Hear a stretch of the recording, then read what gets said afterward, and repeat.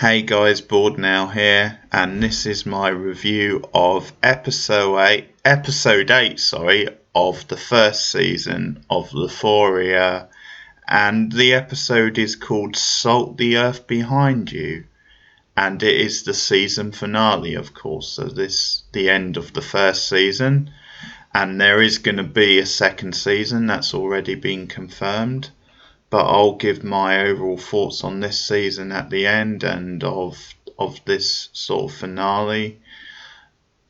So most of the episode, in fact pretty much all of it, is based around the end of year, like formal prom dance type thing, whatever the term is. There's so many different dances and get together, it seems, in shows like this.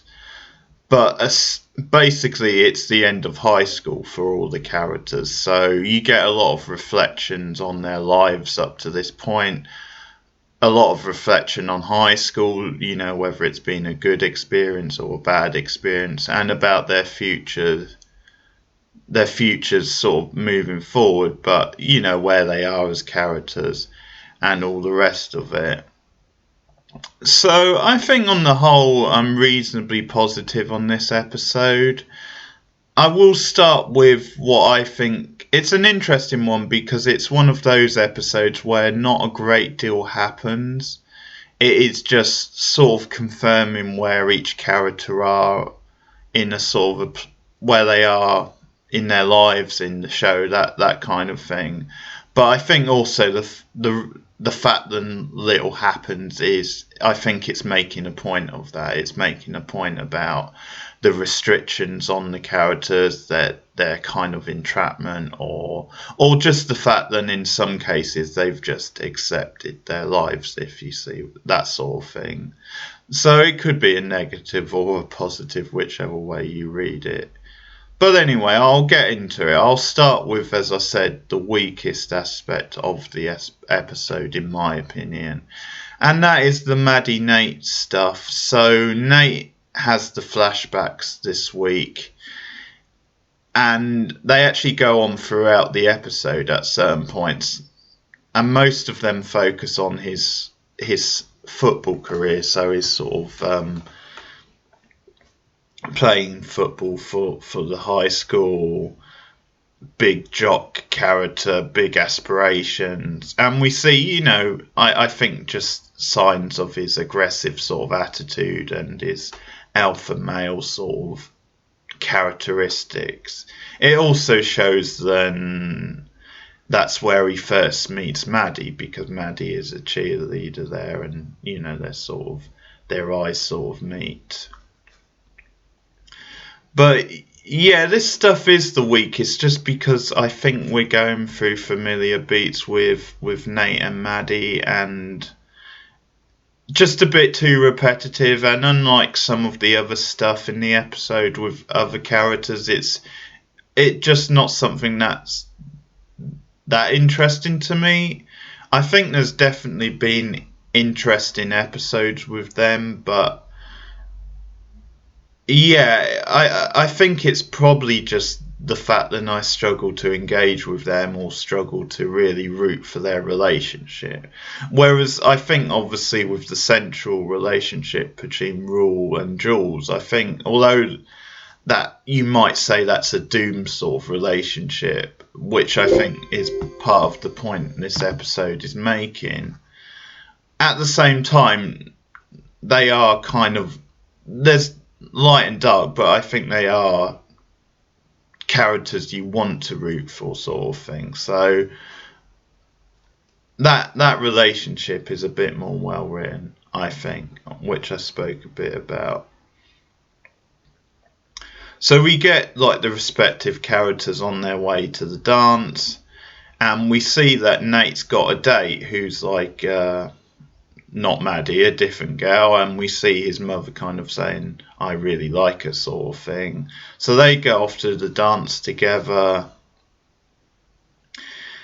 and we sort of play this familiar beat. We see all the characters saying off to the dance, and I think what it's doing is kind of showing them potentially in a better place, because then when they get to the dance, all the female characters are at the same table and they're actually talking, which I thought was a bit odd, because to my knowledge, Maddie has no sort of friendship with like Rule and Jules and a few. I mean, obviously she knows Lexi. Lexi's there. Lexi's obviously Cassie's sister, and she's a friend of Cassie, and obviously Kat's another friend. So I guess it's just by association, maybe. But yeah, it's funny because yeah, for some reason I just figured then Maddie wouldn't hang out with Jules and.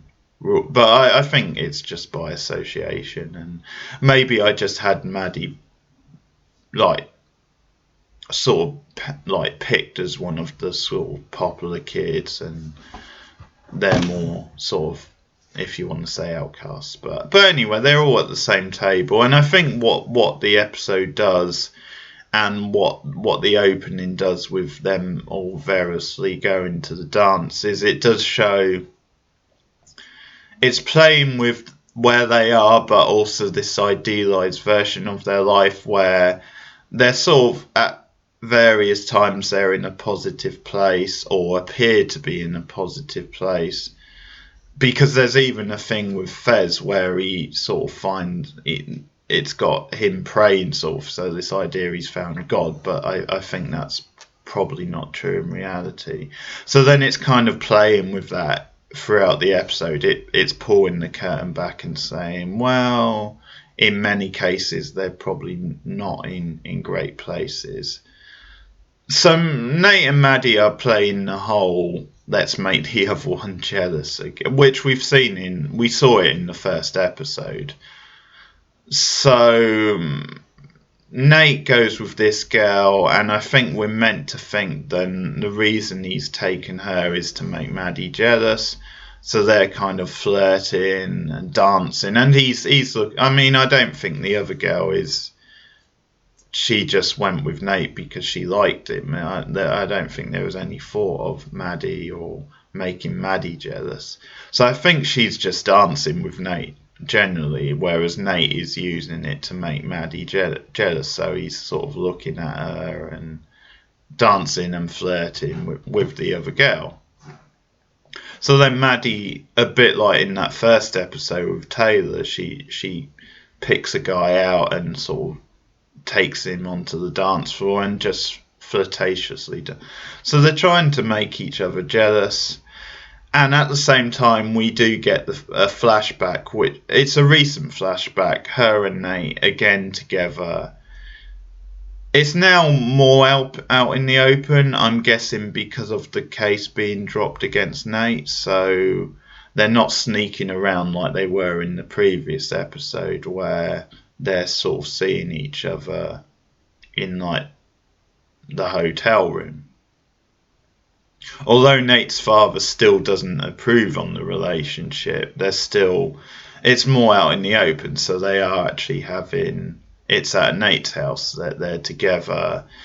And again, this really aggressive sort of sex, which kind of, turns Maddie off, and she tries to get him to slow down, and he's very Nate in a way. He's really rude to her and says, the problem with you is you talk too much.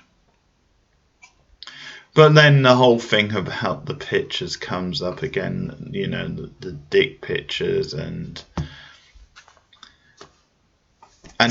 Nate tries to defend himself and saying, you said it out of context. And there's this whole childish back and forth where Maddie says, I told people before you told me not to tell them. And then he says about the context.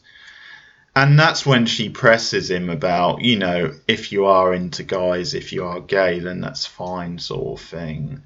And he gets sensitive over it. And to be honest, I think that may well be where they're going with Nate. I think there's a strong possibility that he is secretly gay, but, because of his family and the lifestyle, he doesn't feel he can come out. I think that logically could be a way they're going with this, and could be something they do in the second season now that it's been renewed.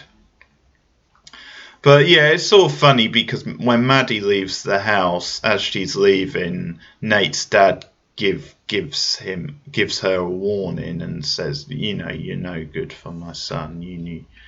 You're a bright, intelligent girl, and I think you can see that. And Maddie makes this comment and says, your whole family's weird. And sort of as a viewer, you're kind of saying, yeah, you're right, Maddie, they are. So why not kick his ass to the curb? Yeah, I mean, as much as, you can kind of go along with their relationship up to a point.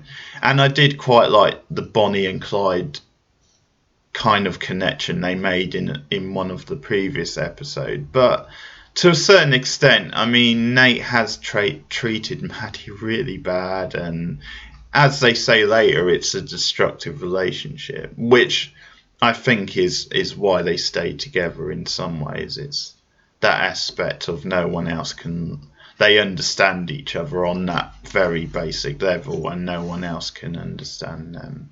But even so, as a viewer, for me at least, it's frustrating because I don't have a lot invested in Nate and Maddie, if I can get the words out. So things do get very dark at times with Nate's side of the plot. So again, it's flicking between the dance and obviously the sort of previous stuff, the flashback stuff. So that sort of same night, because basically, again, Nate feels his masculinity has been challenged. He can't go through with having sex with Maddie. And then later on, his dad sort of storms into the room and sort of threatens him and gets up in his face about it. And then they have a sort of essentially a wrestle, but Nate just loses it and gets very hyper, and it's somewhere in between just pure sort of rage where he's like smacking his like fists on the ground and almost an epileptic fit. It's very similar to some. So this shocks his dad, who then leaves the room. But it's really, disturbing scene. It's very well done. But as I said, Nate and Maddie do come to this place by the end of the episode where he walks up to her because they've been having this back and forth all night, and just says, look, will you just dance with me? It's a slow number, let's just dance. And so they have a slow dance, and that's when Maddie goes through this whole thing about, you're no good for me, and we're no good together. And he just keeps saying nonchalantly, I know. And it's meant to be this kind of coming together, this cathartic sort of moment where, they don't have anything else but each other, and that's the point of it. So that bit works quite well. They're having a slow dance, and it's a come down for them at least, and as I say, a cathartic sort of moment. So you get various things happening at this party. I mean, it's interesting because I think this happens a lot with HBO shows where they're not quite sure how well they're going to do. So I think a lot of their finales, they do kind of give it a reasonable cap off, a reasonable place to leave the characters, just in case they don't get called back, they don't get commissioned for another season. So I think there's certainly a lot of that here, I think. So for example, with Kat, we just get a little bit where she sort of pulls that guy aside, the one she'd been seeing on and off, and she apologises. She says, I'm sorry, it's because I saw you flirt with that other girl at the fairground, and that's why I've been treating you the way I've been treating you, but I do really like you, basically. And they end on a good note for this season anyway. He says, he really likes her, and they kiss, and they go off together. So they end in a positive place where yeah, they do want to have a relationship. Kat has come around to that, so that's a positive. And the Cassie stuff in this episode is a positive overall, because her and Lexi over the last couple of episodes have really been bonding. So Lexi's at I keep saying party, the dance. And Cassie's giving her advice on boys, and it is played as a bit of a joke because Lexi is actually drunk, which is against her nature, sort of thing. I mean, I'm sure she does get drunk